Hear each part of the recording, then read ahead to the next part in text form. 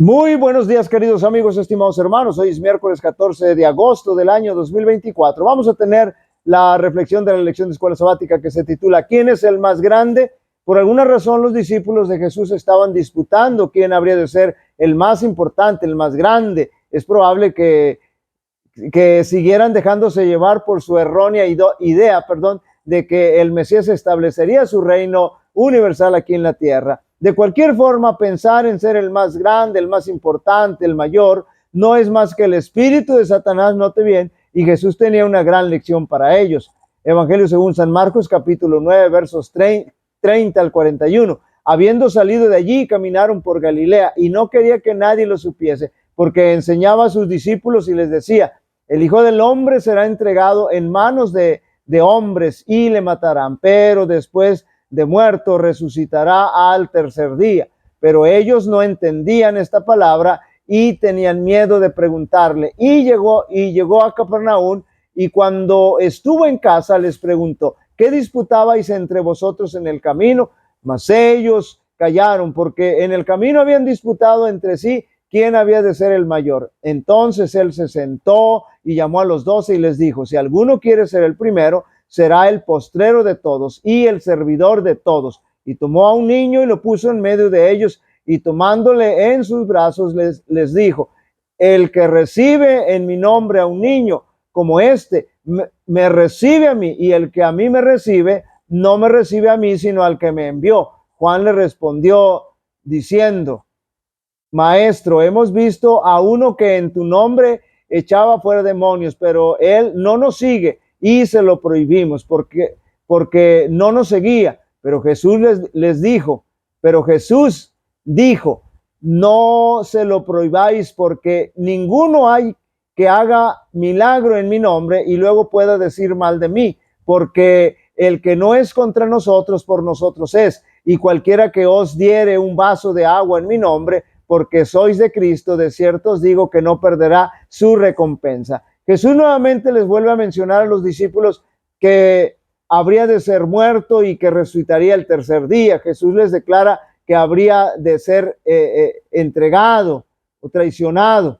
Y aunque ellos no sabían quién habría de ser, Juan Marcos ya lo había señalado con anterioridad en su evangelio, capítulo 3, verso 19, y Judas Iscariote, el que le entregó, y vinieron a casa. Y aunque era la segunda vez que Jesús les declara de su muerte, ellos no le dan importancia y tampoco quieren entrar en detalle. Tienen miedo porque en su mente tenían otras ideas mal infundadas respecto al Mesías. Por alguna razón, el autor de la lección le gusta mucho resaltar el recorrido geográfico que realiza Jesús. En algunos momentos se torna interesante, pero siempre es sorprendente notar la actividad física que realizaba el Señor con sus discípulos a través del caminar. El asunto es que estando ya en Capernaum, es decir, habiéndose trasladado de norte a sur, ahora se encuentran en Capernaum y cuestiona a sus discípulos respecto a la discusión que habían tenido entre ellos. Y aunque ellos no responden a la pregunta de Jesús, por supuesto que él lo sabía, y entonces comienza la lección para ellos. Jesús les declara enfáticamente que para llegar a ser el más importante, el primero, el mayor, tienen que convertirse en siervos, en servidores, y con la ayuda de un niño les ilustra que quien recibe a un niño, es decir, quien se porta así con un niño, es como si le recibieran a él, y si le reciben a él, están recibiendo también al Padre Celestial. Esa es la mejor forma de estar más cerca de Dios. Y el reino de los cielos significa servir a Dios y al prójimo, y no ser servido uno mismo. Juan se queja de que uno que no pertenecía a ellos echaba fuera demonios y se lo prohibieron, pero esto era un falso celo por la causa de Dios. Supuestamente por el celo lo hicieron. No tenían derecho de impedirle nada. Es el maligno el que induce a los dirigentes religiosos, note bien, a que piensen que es su deber forzar a otros hombres a que cumplan las normas de conducta y creencias que ellos perciben que son correctas.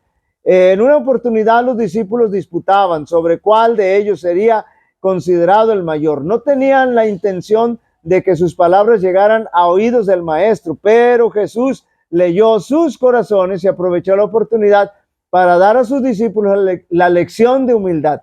Esta no era solo para el pequeño grupo que escuchaba sus palabras, sino que había de ser registrada para beneficio de todos sus seguidores, incluyéndonos a nosotros, hasta la terminación del tiempo. Entonces, él se sentó y llamó a los 12 y les dijo: si alguno quiere ser el primero, será el postrero de todos y el servidor de todos. Los que poseen el Espíritu de Cristo no tendrán ambición de ocupar una posición por encima de sus hermanos. Aquellos que son pequeños a sus propios ojos son los que serán considerados grandes a la vista de Dios. Y tomó a un niño y lo puso en medio de ellos, y tomándole en sus brazos, les dijo: el que recibe en mi nombre a un niño como este, me recibe a mí, y el que a mí me recibe, no me recibe a mí, sino al que me envió, es decir, al Padre Celestial.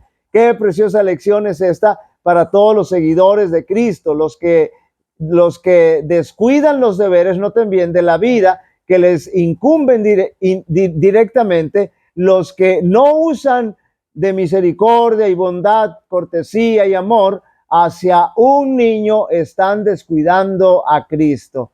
Se está manifestando entre vosotros un espíritu que Dios no va a tolerar. Jamás los cristianos deben creer que son señores sobre la herencia del Señor. Quien ceda al espíritu de exaltación propia se pone bajo el dominio del enemigo. Note bien, si los ministros del evangelio no pueden concordar con todas sus ideas y conceptos, se aparta de ellos y habla en contra de ellos para derramar el sarcasmo y la amargura en su corazón sobre los ministros y el ministerio.